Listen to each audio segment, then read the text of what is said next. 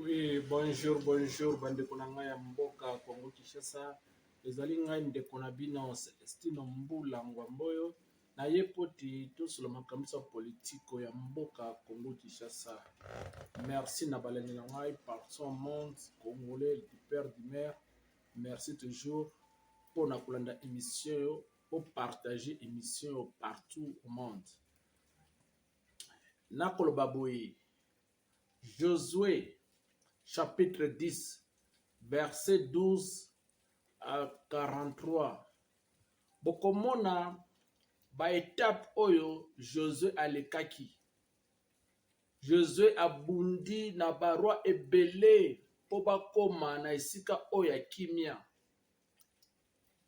Abundi pe abomi barwa wana. Nzambe alakisaki ngai na mokolo lobi, alakisi ngai Kagame président ya Rwanda na famille na ye bami retrouver na frontière ya Congo po bakima. Ota bakomi na frontière ya Congo bamoni ke soto kati kota ya Congo bakoboma biso. Batelenganaki na kati ya frontière ya Congo na Rwanda.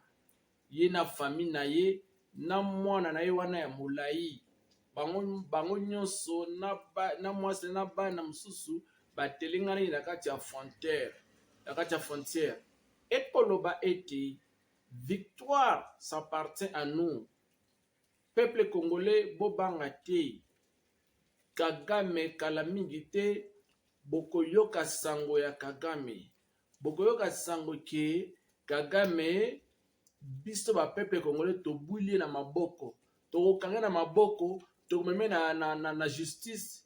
Na mboka na Kinshasa. Tosambisa ye. Biso peuple congolais tokokanga Kagame na maboko. Yawana koloba na bino bobanga te. Nzambe auti koloba. Ngai Celestino Mbula Ngwamboyo nayokaki makolela ya bana Congo na kati ya ba réseaux sociaux bakoloba ete na Congo Nzambe aza te. Mais à partir ya mboka mopana aza Nzambe apesi nga vision alakisi ngai vie ya président Kagame azotelengana aza na esika oyo ya kokimela te. Pays nini ekoyamba ye na minito, pays moko te ekoyamba Kagame. Kagame akotelengana na kati ya frontière, akoya na kati ya makolo na biso nde frontière, akoya na kati ya makolo na biso, afukameli biso, biso pe tokangi ye, tobemi na justice, tokosambisa ye, tokokondane, exécuter condamné de mort. Yango wana bobanga te peuple congolais bitumba oyo toza nango tokolonga ngo. Na lakisi bino na sobotanga na Josué chapitre 10 verset 12 jusqu'à 43 bokomona ndenge mosali ya Nzambe alekaki na bakomba mais abandaki ka kolongwa yango. Ba M23 baza ba FCC baza ba groupe armé ebele na kati tokolongwa yango. Bobanga te boza na elikia. Botala France RFI alobi boy. O Amérique alobi boy. O te bomekipe na makambo wana te. Botia elike pa Nzambe. Bitumba toza nango. Nzambe nde mutu akobundela biso. Eza France te. Eza pays mosusu te. Eza nde Nzambe nde mutu akobundela etumba o toza nango. Yango wana nakosenga na ba peuple congolais. Botia mina minito botia elike na ba politicien te. Botia elike na armée te. Botia elike pa ya tata biso mokonzi Yesu Kristo. Yende mutu apesaka biso mabele ya Congo. Yende mutu ayebaka ke biso oyo apesi biso mabele tokobatela ngo lolenge kani tokozala na futur ya ndenge nini yango na Nzambe ayebi. Namoni bokomi komitia ba espoir ke espoir ezate. Même dans la dernière na Josué a resiraki mission. Ezalaki facile te pour serviteur Nzambe Josué a réussir mission wana. Ce n'est pas facile na combat otozo bunda na kati ba M23 na kati ba FCC na ba pays exanto. Ce n'est pas facile. Mais bote elikia tokolonga bobanga te naza musali ya Nzambe. So bomoni nalobaka toujours en politique mais so au moins lelo na telemi pona kolakisa ke nzambe alobi na ngai Kagame akotelengana Kagame akona kati ya makolo na biso akofukamela biso biso tokobwila ye tokosambisa ye to exécuter ye. C'est ça le message nga nazwi bo likia. Ce n'est pas le moment ya kotia moto misapi ya kokondane bato au tributaire au bonaboy. Non, ba oyo ba mimoni ke baza na foi te, même na bana Israël eza na ba mosusu ba bando finga Moïse. C'est mieux to tikala na Egypte ba mosusu ba tikala pe na Egypte ba oza na kondima bazo ke longo na Moïse ti bakoma bakotaki na kati ya terre promise à travers Josué. Na eza na bakongole mosusu baza bakongole na kati ya mosuni me na sante yango na bako yamba ba rebelle bako yende kolakisa esika oyo ba militaire congolais babatami bango balakisa mpo babumi bango lisusu. Ce n'est pas les vrais congolais bazwi nationalité mais baza bakongolais te. Yango wana na kosenga na bapeuple congolais partout au monde na Congo Kinshasa toza na elikia totie makambo na biso nyonso na maboko ya Nzambe etumba o toza nango Nzambe akolongwa yango. Bomi do not discourage abi bozwa courage bolemba te bobwaka minduki te bandeko na militaire bokima etumba te. So boke na Bible bana Israël banda kokima banda kozonga sima te. Pourquoi bino bozonga sima boko funga ba porte pona bango na bakota. Imagine na vie na yo ozo funga la porte pote ennemi akota na vie na me akodétruire yo akobuma yo. Ozomona bokima te boza na foi boza na kati ya front bobunda etumba oyo tokolonga yango bakozonga esika bauta bakozala na soni peuple congolais. Courage toujours tozoki na kati ya Bible toza na espoir ya kotia elikia nani botia elikia na oyo nani Kalmere botia na Bahati Lukwebo botia elikia na nani peuple congolais. Nani ya kubondela pona bino nani aozala sima pona bino ezalaka etirika Nzambe ye moko nde moto akolonga biso etumba oyo. Nzambe nde moto akoganye bitumba oyo. Yango wana eza suka makambo nyonso suka eza nde Nzambe. Ba ennemi na biso bakoya na kati ya makolo na yo bakofukamela yo. Ba ennemi nyonso ba M23 ba FCC ba groupe nyonso militaire basangani bakoya na kati ya makolo na biso. Bobanga te ndeko bobanga te boza na elikia bakozwa Kasai te bakozwa Lubumbashi te bakozwa Kinshasa te bakozwa Bakongo te bakozwa Bandutu te mikolo oyo eza 1997 te oyo peuple congolais kondima ezalaki moke mais oyo eza 2025 toza na kati ya kondima tozwi mayele toyebi banguna tant bayaka nde basalaka na minute oyo na ane oyo bakokoka lisusu te. Force na bango esesili. Nzambe alakisi nga bapigeon ya noir bakwe na kati ya mai. Force na bango esesili. Tosi tolongi bitumba na bango tosi toganye bitumba na bango bazo na force te na ndeko na ngai nakoyebisa bino naza mosika na bino mais à travers vidéo yo na profiter na so na bino na yebisa bino ki bazaso na force te.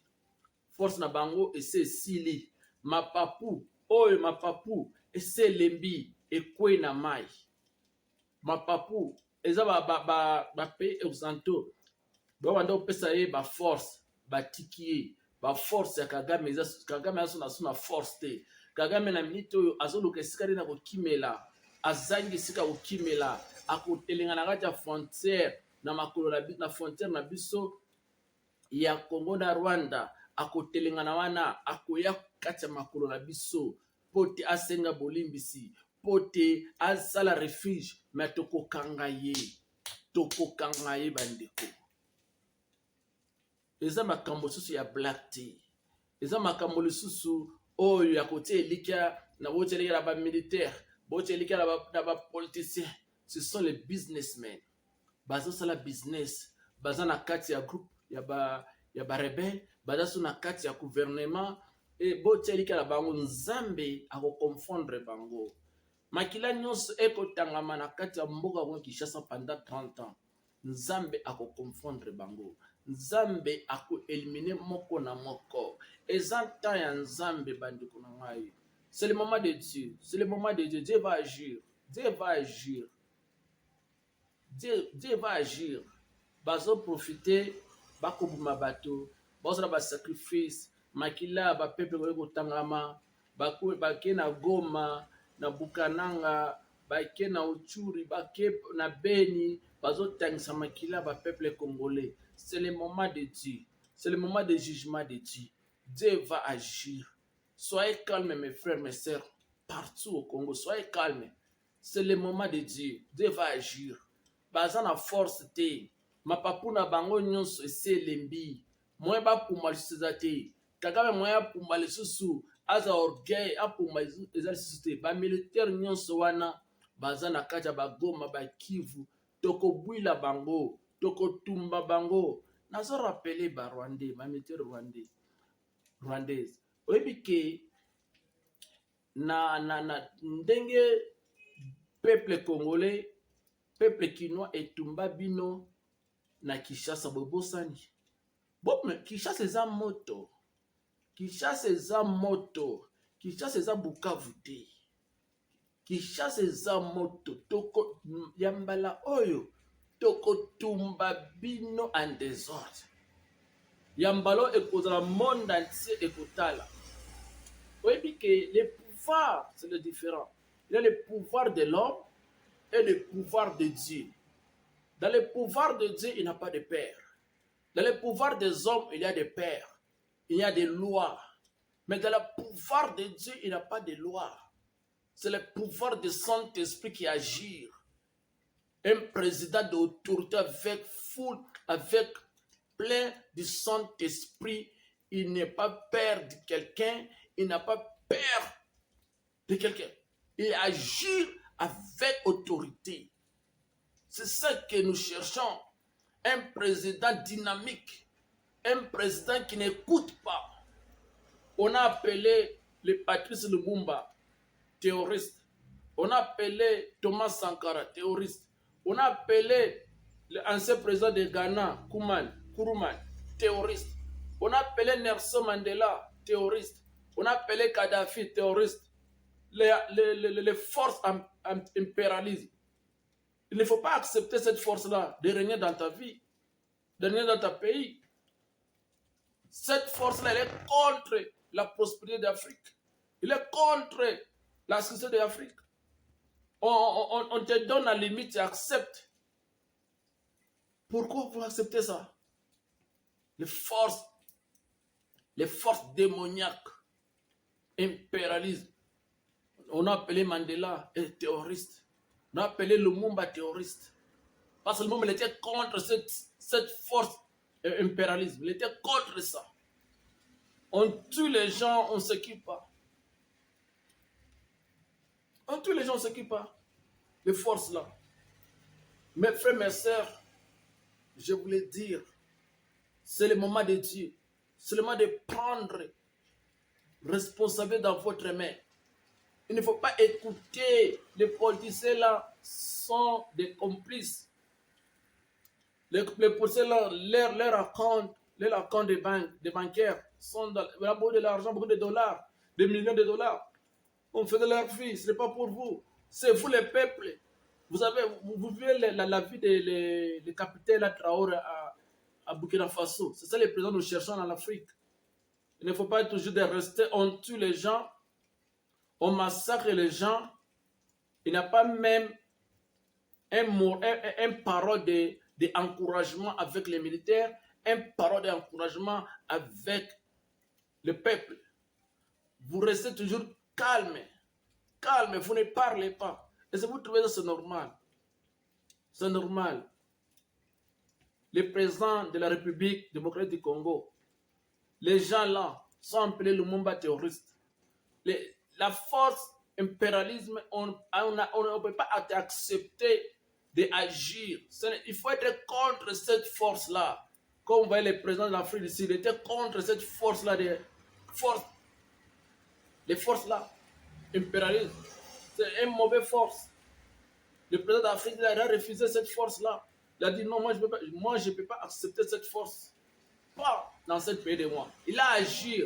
Alors si vous n'agissez pas, vous restez calme. C'est le peuple qui va souffrir. C'est le peuple, il reste toujours dans la misère, dans la misère. Dans la livre de Ésaïe, chapitre 42, verset 22, la Bible dit, il y a beaucoup de gens dans une caverne, dans les caves, sont là, souffrir avec les chaînes. Il y a d'autres gens sont morts, mais aucune personne qui viendra de lui délivrer là. Et ça, la carte de boulot. Bazo, bakani mangona ba chaîne. Ba moni passe pendant 30 ans, des années. Mais bazangi moto oyo akoya kolongola bango na kati ya ba pasi o bazana na kati ya libulu wana. Nani akolongola peuple kono na kati ya libulu? Nani akolongola na minute oyo bana Uchuru, bana Bukavu, bana bazomona pasi? Aéroport ya Goma efungwami te. Bato bazo secours ndenge nini? Nani akolongola bana Congo na kati ya libulu ya pasi na 32 ans ya Mobutu, 20 ans ya batusi Rwandais, na oyo tozana ngo le susu 7 ans na dans la souffrance? Nani akolongola peuple ngo na kati ya libulu wana? Ngana kola na uti na libulu wana. Kolia pasi, kolata pasi. Biloko nyonso zaka pasi na pasi. Elamba moko na nzoto. Aye, mawa na mawa. Nani akolongola biso ba peuple ko na kati ya libulu wana? Nani? Tao na moni kamere na kati ya parlement ya assemblée. Ezaka to azotia biso na kati ya libulu kaka. C'est la même place to uti nde pa tozozonga kaka. Boko mona lisusu batusi Rwandais bakoya na kati ya Congo wana. Boko mona so kamere akosala na bango. Boko mona so kamere akosala na bango. Omona ke makambo na Congo ezobunga te. Même vie otomona tina lelo ezaka vie moko. Aucun changement. Totie espoir na ba politiciens. Mais ba politiciens bazo décevoir biso. Ba politiciens bazo décevoir biso. Yangwana ko senga toujours ba peuple congolais partout au monde entier. Ce n'est pas moment ya kotie elikia na ba politiciens. Totie elikia epa tata na biso mokonzi Yesu Kristo. Totie elikia epa ya Nzambe na biso. Tozonga epa ya Nzambe. Tolele epa ya Nzambe. Le secours viendra de Dieu. Desika et secours na biso eutaka epa ya Yesu. Eutaka epa ya Nzambe. C'est le moment totia mabolongo na biso na se tolele epa ya Nzambe. La délivrance Nzambe ako délivrer bango na biso na maboko na biso. Toko kata bango. Merci toujours na bandeko na nyonso bolanda nga émission partout au monde. Bon partager vidéo oyo. Na livre ya Colossiens chapitre 1 Colossiens chapitre 1 verset 1 à 3. Ekolobate Paul a komi na esika ya ba Colossiens lobi kimia eza na bino po amonaki baza na kimia te. Mena lobi na komo na Yesu Kristu kimia eza na peuple na ba peuple congolais partout na mboka Kongo Kinshasa. Kimia eza na bino bobanga bango na te, bobanga bango te. Nzambe abatela bino tokuta lisusu na mokolo koya. Merci mingi.